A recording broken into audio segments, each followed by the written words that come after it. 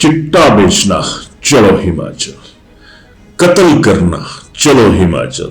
कत्ल करके भागना, चलो हिमाचल। धार्मिक उन्माद फैलाना, चलो हिमाचल। अलगाव के झंडे फहराना, चलो हिमाचल। आखिर हिमाचल है क्या आज की डेट में? हिमाचल बन क्या गया है आज की डेट में? बहुत सारी चीजें ऐसी हो रही हैं जिसमें यह लगता है कि जितने भी उन्मादों का स्थान कहें या फिर ये कहें कि देवभूमि को उन्माद भूमि बनाने पर जिस तरह की कवायदें हो रही हैं और बिना रोक टोक के हो रही है, उनसे ये सवाल उठना लाजमी हो जाता है कि आखिर हिमाचल है क्या? जिस हिमाचल के लिए यह कहा जाता था कि आत्मिक शांति लेनी है, चले हिमाचल। घूमने चलना है, चले हिमाचल। परिवार के साथ घूमना है, चले हिमाचल। प्रकृति देखनी है, चले हिमाचल। देवती देवता देखने हैं, चले हिमाचल। अब कितना बदलाव आ गया इस हिमाचल में। और बादल नहीं, आज संवेदनाएं स्वीकार कीजिए, क्योंकि जो हो रहा है वो अच्छा नहीं हो रहा है। और ऐसा नहीं है कि ये जो चूक हो रही है ये पॉलिटिकल एंड एडमिनिस्ट्रेटिव स्तर पर ही हो रही हो, ये सोशल स्तर पर भी होने शुरू हो चुकी है। हाल ही में मेरठ में एक हत्याकांड हुआ, बड़ा विविध हत्याकांड था, बहुत दर्दनाक था, जिसमें पत्नी जो है वो पति का कत्ल करके उसे नीले ड्रम में डाल देती है। और हैरानगी देखिए, हिमाचल जो संवेदनाओं के लिए जाना जाता है, यहां पर भी रील कल्चर हावी हो चुका है। हिमाचल में रील्स कैसी बन रही है? ये रील बता रही है कि हमें जो मौत का मंजर है उसमें भी मजाक दिखने शुरू हो चुका है। ऐसा नहीं है कि हिमाचल में ही ऐसी रील्स बन रही हैं, देश के विभिन्न हिस्सों में ऐसी रील्स बन रही है। लेकिन जब बात हिमाचल की होगी तो हिमाचल का जिक्र करना, फिक्र करना बहुत जरूरी हो जाता है। यानी रील्स में जो एक तरह की चंद सेकंड का हंसी मजाक वो अब मौतों पर भी शुरू हो चुका है। नीले ड्रम की जो रील्स है उसके ऊपर मजाक हो रहे हैं। मजाक तो असल में देखा जाए तो हिमाचल के साथ हो रहा है, विभिन्न मुद्दों पर हो रहा है। मजाक अगर यहीं तक ठहरता तो अलग बात थी। अब कुछ चीजें तो ऐसी भी हो रही हैं जिनसे ये सवाल उठता है कि आखिर ये जो टाइमिंग है ये क्या है? लगातार हिमाचल सरकार भी विभिन्न मुद्दों पर घिरी हुई है और इन्हीं मुद्दों के बीच में कुछ ऐसे मुद्दे भी या कहें गाहे बगाए जाने अनजाने क्रिएट हो जाते हैं कि जिससे जो सामाजिक समरसता है वो खत्म हो जाती है। शिमला के एक स्कूल ने एक खास दिन पर, ईद उल फितर पर, ये कह दिया कि ये ड्रेस कोड रहेगा। कोई बुरी बात नहीं है, जब विभिन्न त्योहारों पर अलग अलग वेशभूषा का एक तरह से प्रचलन रहता है तो कोई बुरी बात नहीं है। लेकिन उस दौर में जब शिमला कुछ अर्सा पहले दहका था, उसी इसमें इस तरह का आदेश जारी होना क्या जरूरी है? क्या इस तरह से नहीं लगता कि जो कहीं ना कहीं कुछ हालात ऐसे भी बन रहे हैं या फिर जबरन बनाए जा रहे हैं कि प्रदेश में शांति ना रहे, आम आदमी का जीना आसान ना रहे?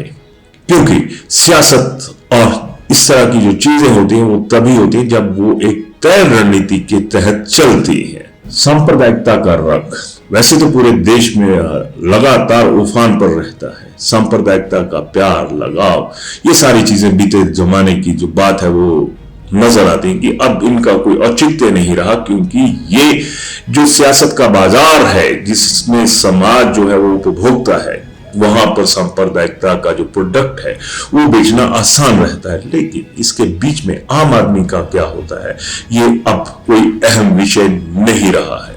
इन हालात को देखकर तो ऐसा लगता है कि समाज और सिस्टम की चूलें तो छोड़िए, रीढ़ की हड्डी भी टूट गई है।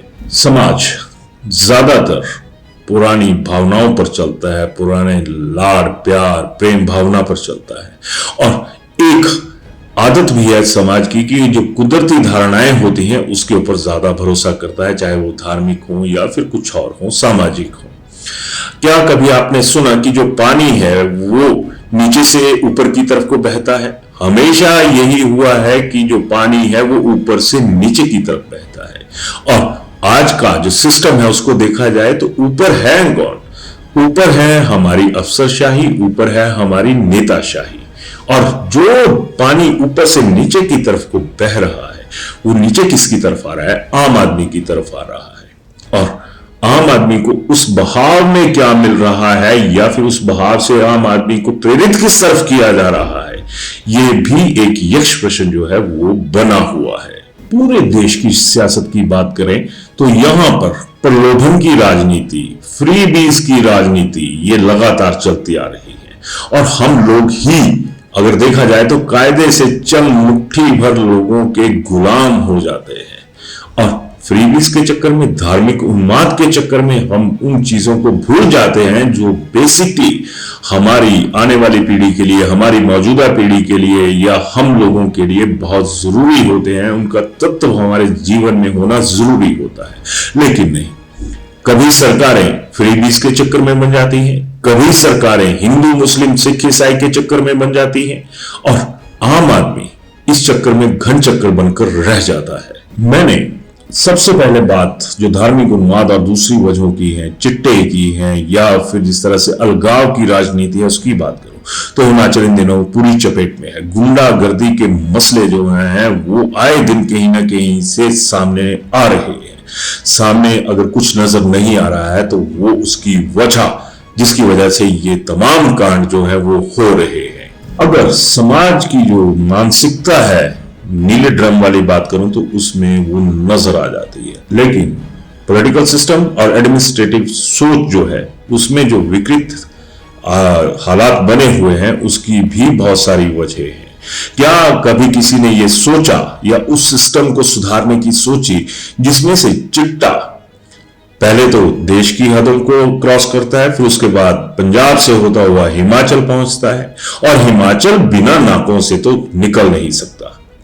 अगर उसी तरह से धार्मिक उन्माद की बात करूं, उन परचम की बात करूं, उन जो सियासी कहना ज्यादा यहां पर ये रहेगा क्योंकि सियासत धार्मिक इस पर चलती है, तो वो जो परचम यहां पर लहरा रहे हैं, झंडे डंडे लहरा रहे हैं, क्या वो वहां पर जो तैनात हैं, नाकों पर नफरी तैनात है, उसकी नजर में नहीं आती?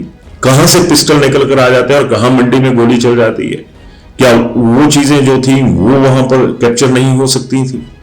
वहां से अगर नाके से खुली छूट है तो फिर ये उम्मीद आम आदमी किससे करे कि प्रदेश के भीतर हालात जो है वो सामान्य रहेंगे। अगर मौजूदा हालात की ही बात करूं तो यहां पर अफसरशाही का सुख और नेताओं का इकबाल जरूर बुलंद है, लेकिन अगर कोई धूल चाट रही है तो वो व्यवस्था है जो आम आदमी के लिए जरूरी है। लेकिन हम लोगों की गलती कही है या फिर इन लोगों की जिनकी वजह से ऐसा आगे होता चला जा रहा है उनकी सोच की, कि कहीं ना कहीं जिम्मेदार तो हम लोग बराबर हैं। पॉलिटिकल एंड एडमिनिस्ट्रेटिव मिसमैनेजमेंट जो है वो चप्पे चप्पे पर नजर आ रही है।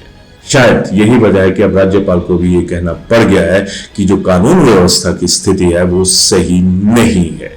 रील्स बनती हैं तो विकृत सोच के तहत, मजाक नजर आता है तो विकृत सोच के तहत। अगर व्यवस्था के पहलू जो होते हैं, पहरेदार जो होते हैं, अगर वो मजाक करते हैं, अगर वो ढील छोड़ते हैं तो वो भी एक विकृत रूप ही आंका जा सकता है। हिमाचल पंजाब में अब हालत ये है कि उप मुख्यमंत्री मुकेश अग्निहोत्री को यह कहने पड़ रहा है कि हम तब तक बसें नहीं भेजेंगे जब तक सुरक्षा का बंदोबस्त नहीं हो जाता। अब क्या ये कोई बॉर्डर लाइन है, अंतरराष्ट्रीय बॉर्डर है, किसी और देश के साथ लगता हुआ बॉर्डर है कि जहां पर हमारी ही बसें वहां पर एक जिस तरह से कहते हैं कि एक सामान्य माहौल से ना गुजर पाए?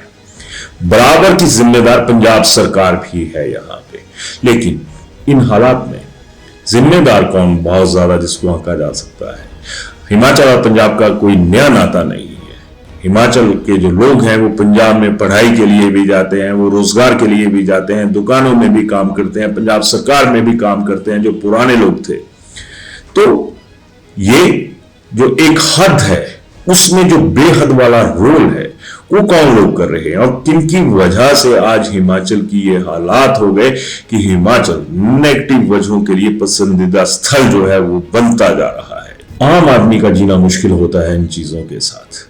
अगर व्यवसाय की बात करें तो टूरिज्म जो इंडस्ट्री है जिसकी हम बात करते हैं उस पर कितना असर पड़ा? आने वाले दौर में गर्मियों का सीजन है, और जब गर्मी आएंगी तो हिमाचल में कोई पंजाब का ही टूरिस्ट नहीं आएगा। यहां पर देश के विभिन्न हिस्सों से और विदेशों से भी जो पर्यटक हैं वो यहां पर आएंगे। कौन सा माहौल दे रहे हैं हम किस सिस्टम से उम्मीद करें? अगर सड़क किनारे जो ढाबे हैं उनको जो बिजनेस नहीं मिलेगा, उनकी जो आजीविका नहीं चलेगी, तो वो क्या धार्मिक उन्माद के साथ उनका जो पूरे हैं वो पड़ जाएंगे? नहीं पड़ेंगे, क्योंकि सिस्टम को सुधारना बहुत जरूरी है। दाग दर दाग लगते चले जा रहे हैं। बहुत कुछ ऐसा हो रहा है इन दिनों हिमाचल में जो सही नहीं आंका जा सकता, और सही वो व्यवस्थाएं, उन व्यवस्थाओं के पहरेदार भी नहीं आंके जा सकते जिनके जिम्मे ये जिम्मा है कि भैया व्यवस्था आपको संभालनी होगी। हिमाचल को दागदार होने से बचा लीजिए, और खुद लोगों को भी सोचना होगा कि जिस तरह से सोशल मीडिया पर एक अलगाव की भावना, एक मौत पर भी मजाक का जो रिवाज बन गया है, उसे खत्म करना होगा। नहीं तो देवभूमि खत्म करने में कोई ज्यादा वक्त नहीं लगेगा। समझना होगा, सभी को समझना होगा, आम आदमी से लेकर खास आदमी तक। और खास आदमी को इसलिए समझना जरूरी होगा कि जो भावनाओं का भाव है, पानी है, वो आप लोगों की तरफ से नीचे की तरफ आता है, और हम लोग तो हैं ही भावनात्मक। चाहे सियासत हो चाहे कुछ और हो, भावनाओं में बहते हैं।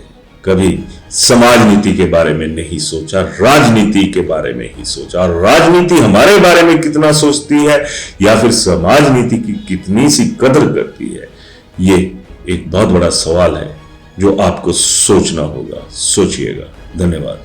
कॉस्ट से भी कम मेकिंग चार्जेस लेना ही सब कुछ नहीं होता। ज्वेलरी खरीदते समय ये भी जरूर ध्यान रखिए कि आप किससे खरीद रहे हैं, क्या वो ब्रांड ट्रस्टेड है और आपके पैसे की कदर करता है। जी हाँ, भूषण ज्वेलर्स है हजारों लोगों का विश्वास और मोस्ट ट्रस्टेड ज्वेलरी ब्रांड, जहां आपको मेकिंग चार्जेस पर छूट के साथ सोने की गुणवत्ता और उम्र भर का विश्वास भी मिलता है, क्योंकि भूषण ज्वेलर्स है ए बॉन्ड ऑफ ट्रस्ट।